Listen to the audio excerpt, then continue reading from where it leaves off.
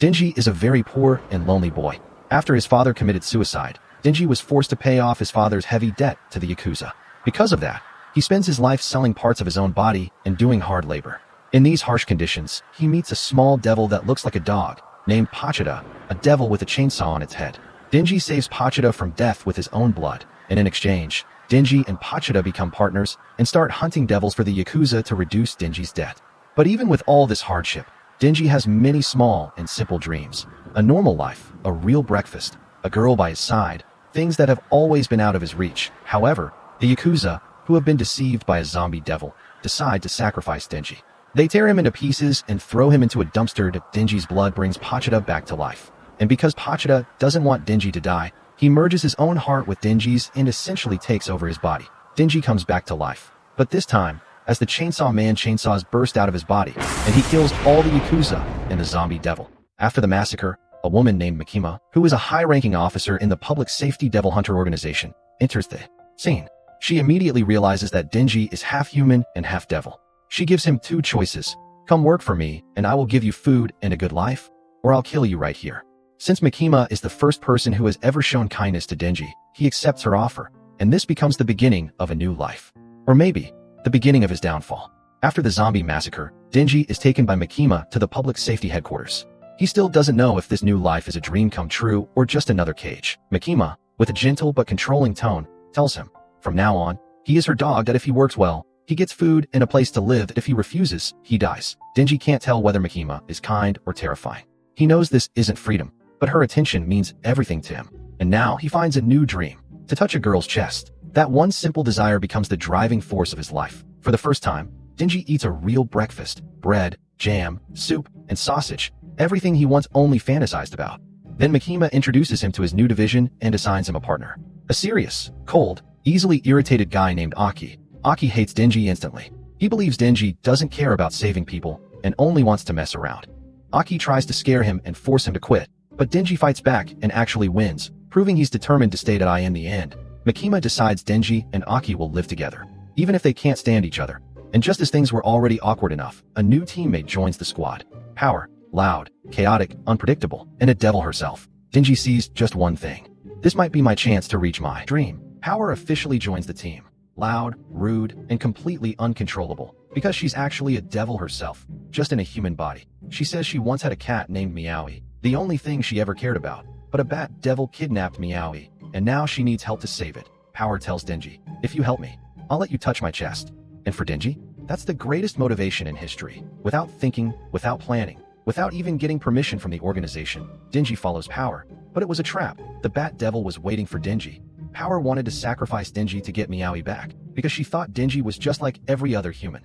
But when the bat devil refuses to return Meowie even after the sacrifice, Power realizes she made a mistake. This moment, Denji isn't chasing his dream of touching a chest anymore. This time, he's fighting to save a friend. Right there, Denji transforms into Chainsaw Man and fights the Bat Devil, not for justice, not for the world, just to keep a promise. Even if that promise is touching a chest, his final attack destroys the Bat Devil. Power and Meowie are saved. But just when you think everything is over, just as Denji is about to touch Power's chest, suddenly, the Leech Devil arrives, the partner and spouse of the Bat Devil. The Leech Devil is furious over the death of the bat and wants to destroy Denji. Denji is exhausted, low on blood, and his chainsaws aren't fully working, but he still fights, with all his strength. He has no extraordinary powers except his willpower and stubbornness. And the only thing on his mind is, I still have to reach my dream of touching a girl's chest. But this time, the enemy is much stronger. The Leech Devil injures Denji, leaving him immobile. At that moment, Aki and the backup team arrive. Aki uses his contract with the Fox Devil. He says just one word: eat him. The enormous fox appears and swallows the Leech Devil in an instant. After this, Power is temporarily detained for acting without permission, but Denji agrees that Power didn't intentionally betray them. So, Aki releases Power and decides that from now on, Power will live with Denji and him in the same house. And this marks the beginning of a completely insane household. 3 people. A naive boy with a dream of touching a girl's chest. A devilish girl with no respect for rules. And a serious, nervous boy on the verge of leaving the house at any moment.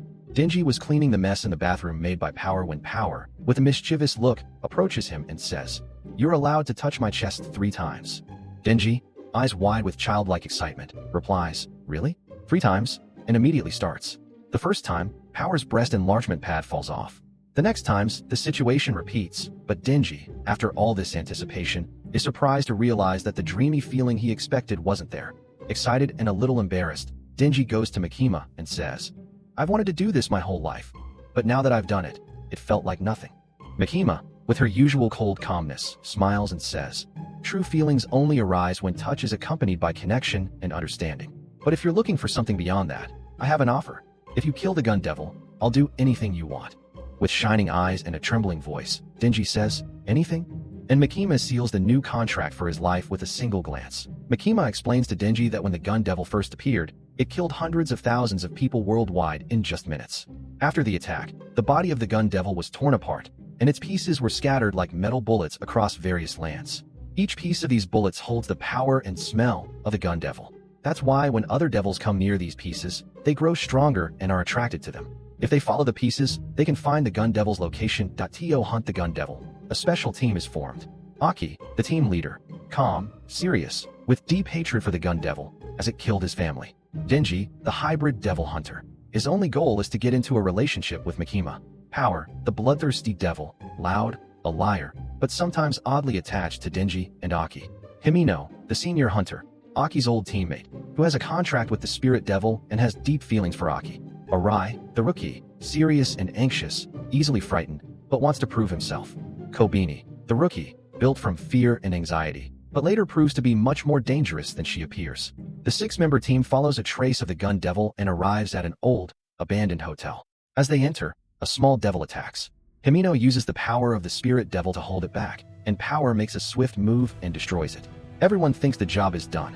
However, when they climb the stairs and come back down, they find themselves in the same floor again. The staircase loops back on itself. The exit door opens into the same hallway. The rooms repeat. The hotel is caught in an endless loop. The six-member team panics when they realize the hallways and stairs are looping endlessly. There's no real exit. Time itself seems frozen. The clock on the wall is stuck at 8:18. Arai and Kobini start losing their minds from fear. Under the unbearable pressure, Kobini breaks down completely. With a trembling voice, she confesses that her parents forced her to join the devil hunters, so they could use her paycheck to send her brother to college. She cries, "I just want to live. I wanted to go to college too." Her words make the team's fragile morale crumble even more, because here, fear isn't just emotion, it's fuel for the enemy. Then, the horrifying truth is revealed. The small devil they thought they'd killed before was just a trap. Fueled by the hunter's growing terror, that creature evolves, growing larger, stronger, and hungrier. Now, the monster speaks. "The only way out is to make a deal with me. Give me Denji, and the rest of you may leave." Kobini, completely losing control, grabs a knife and charges at Denji, screaming in panic, trying to throw him into the devil's gaping mouth, desperate to survive. But before she can strike, Aki throws himself between them. He takes the hit meant for Denji, a sudden, selfless act that shocks everyone. Seeing no other choice, Denji, furious and cornered, pulls his cord. The roar of chainsaws fills the air. He leaps straight into the monster's mouth, ready to tear it apart from the inside, to protect the people who, somehow, have come to matter to him. Denji throws himself straight into the monster's mouth without a second of hesitation. For 3 whole days, inside the darkness, soaked in blood and the reeking heat of flesh, the sound of his chainsaws mixes with the beast's screams. The monster tries to crush him, chew him, break him apart, but Denji keeps going with only one thing: pure stubborn will. No special power, no strategy, just a single thought echoing in his head. "If I'm not dead yet, then I fight." After an endless 3-day struggle, Denji finally reaches the monster's heart and destroys it. The endless hotel, like a looping hell, releases them. The doors open. Everyone is free. Later, Denji and Aki are taken to the hospital for recovery. Himino stays by Aki's side, quietly, carefully, and it's clear she feels something deeper than simple concern. When Aki recovers a bit, he says, "To celebrate not dying, we're all going out tomorrow. And Makima has to come too."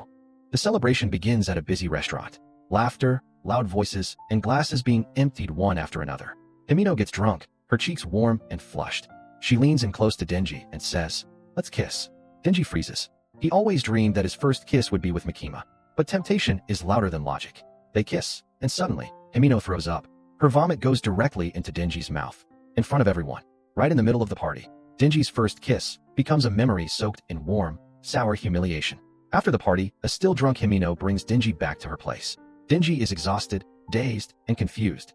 Himino leans over him, looks into his eyes, and in a soft, tipsy whisper says, "Denji, want to sleep with me?" Denji spent the entire night thinking about Makima and the drink she gave him after that disastrous vomit-filled kiss. The next morning, Himino wakes up confused and heavy, still hungover from the night before. She remembers nothing from last night. Denji explains that nothing happened between them because he wants his first real connection to be with Makima. Himino, who was initially worried, breathes a sigh of relief. With a faint smile, she says it's better that way because Denji is still underage and she didn't want that kind of relationship either. Then Himino admits that she likes Aki. With a playful and quiet tone, she suggests to Denji, "Let's form a secret alliance. I'll help you get closer to Makima, and you help me get closer to Aki." A hidden agreement between two lost hearts. The scene changes. Makima is on a train heading to Tokyo for a business meeting. Suddenly, a group of armed men open fire on her and her guards, killing them. But the incident doesn't end there. Across the city, an unknown group is attacking devil hunters. They also target Arai and Kobini and shoot at them. Back at the restaurant, Denji, Power, Aki, and Himino are sitting around a table. But this peace doesn't last long. A man from the next table says to Denji, "Remember my father? The Yakuza you worked for. He is the grandson of that Yakuza. He hates Denji and wants to take Denji's heart for the gun devil." He pulls out his gun, and a shooting begins. Power immediately attacks him. Aki summons the fox devil. The massive mouth of the fox appears and swallows the man in one move. But for the first time, the fox says, "This one is foul. Not human, not devil. I will not eat him," and spits the man back out. It is revealed that he is Katana Man, a human fused with a devil. Aki is forced to use his cursed sword. Each strike takes life from him, but he attacks until Katana Man collapses and the fox devil moves in to finish the job. But the victory is short-lived. A mysterious girl appears with a simple gesture. Katana Man is revived. With lightning-fast speed, Katana strikes Aki. Power is shocked and can't do anything. Himino is already wounded, her breathing heavy, but she is still standing. Still for Aki, she calls for the ghost devil's help, but this time, the ghost devil responds, "That girl is dangerous. I cannot fight her alone. You must help me." Himino understands why this is not just any battle. Love is involved. Love for AKI.SO. She closes her eyes and says, Take all of me." This time, the ghost devil draws its power from Himino herself. The strength flows through her body, but Katana is faster. His blades gleam in the air, and in an instant, Himino's arms are severed. Himino is still standing. Not for herself, only for Aki. But the mysterious girl raises her hand, with a cold calmness, like someone who always knew the outcome. "Snake, swallow her." A massive serpent emerges from the darkness. A mouth like a nightmare. And Himino, without a sound, without a chance for goodbye, completely disappears. The only thing left of her is her eye patch, which falls gently to the ground. After Himino disappears, the ghost devil's remaining hand pulls Denji's chainsaw cord. Denji rises again, covered in blood, and charges at Katana Man once more. The fight is fast and brutal. During the battle, one of Katana Man's men points a gun at Denji. Denji reacts quickly and grabs that man, using him as a hostage. But the moment Denji's attention slips, Katana Man moves with terrifying speed, and in a single strike, he cuts both Denji and the hostage in half. Meanwhile, the attackers who assaulted Division 4 believed their plan had succeeded. They thought they had killed Makima. They shot her inside the train. They killed everyone. They were sure the job was done. But Makima was not dead. Makima travels with 30 death row inmates to the top of a shrine. All of the prisoners are blindfolded. Makima speaks the name of one of the assassins, and the prisoner repeats it. Then Makima presses her hands together, and that assassin's body crushes in on itself and explodes. Each time she names one, they die instantly, and each prisoner collapses right after. Sayatari and Katana Man are stunned. They realize immediately Makima survived, because only Makima has this kind of power. Just as they prepare to take Denji's body with them, Kobini appears. Her steps are sharp and fast like a blade. She dodges bullets. She rescues Denji. And Katana Man and Sayatari retreat, shaken and afraid. Aki wakes up in the hospital. He slowly takes out his sword and calls the Fox Devil. He asks, "How many years of my life are left?" The Fox Devil answers coldly, 2 years. Aki shows no reaction. He just sits down and lights a cigarette. But as the smoke rises, his hands begin to tremble. He remembers Himino, her smile, her voice, the hand she would always reach out with. His tears fall quietly. Denji watches Aki's tears. He thinks to himself, "Why am I not sad? Why don't I feel anything?" He tries to imagine, if Makima dies, will I cry? But inside his heart, there is nothing. His heart no longer works like a human's, and that is frightening. Even if he can't explain WHY to PT the same time, Makima, in order to strengthen Division 4, sends Power and Denji to train under Kishibe, the strongest living devil hunter. Kishibe tells them, "You two are monsters, so I'll train you like monsters." And from that day on, hell begins. Kishibe's training has only one meaning. Every day, all day, he hunts them. He breaks their bones, twists their necks, crushes their skulls, and waits for them to revive, just so he can kill them again. Because he knows, if they can survive him, they can survive anything. Then a visitor comes to see Aki, Himeno's sister. She gives Aki Himeno's letters to in these letters. Himeno had written about Aki with painful honesty. She called him a good man and said she couldn't bear the thought of watching him die. One day, she wanted to convince Aki to quit being a devil hunter so that he could live. Aki reads the letters, stunned. The words fall like a heavy weight on his chest, changing something deep inside him. Meanwhile, Makima's assistants take Aki to meet a stronger devil, since the fox devil no longer cooperates with him. Aki stands before the future devil. The future devil, with a tone that sounded half playful and half threatening, said to Aki, "Put your head inside my stomach. Let me see your future. Then I'll decide whether we make a contract or not." Aki, without a moment of hesitation, pushed his head into that terrifying darkness, and whatever the future devil saw was interesting enough that he laughed and said, "All right, I'll live inside your right eye. In return, you can use my power, but your future? It's going to end very, very badly." Aki, with a strange calmness, accepted the contract. Meanwhile, the brutal training of Denji and Power with Kishibe continued. Kishibe, tired but satisfied, said that tomorrow would be the practical exercise. The new Division 4 will be revealed. It's time to capture Satori and Katana. Meanwhile, Makima held a meeting with the Yakuza boss. She asked him to hand over the list of everyone who had made a contract with the Gun Devil. The Yakuza boss laughed, but Makima calmly placed a bag on the table and said, "In this bag are the eyes of your family members. If you cooperate, they will all be returned." Right there, his laughter stopped. At the same time, the hideout of Satori and Katana, an old hotel, was surrounded by the special forces of Division 4. The hotel was filled with wandering zombies walking aimlessly through the halls. But this time, Division 4 was not alone.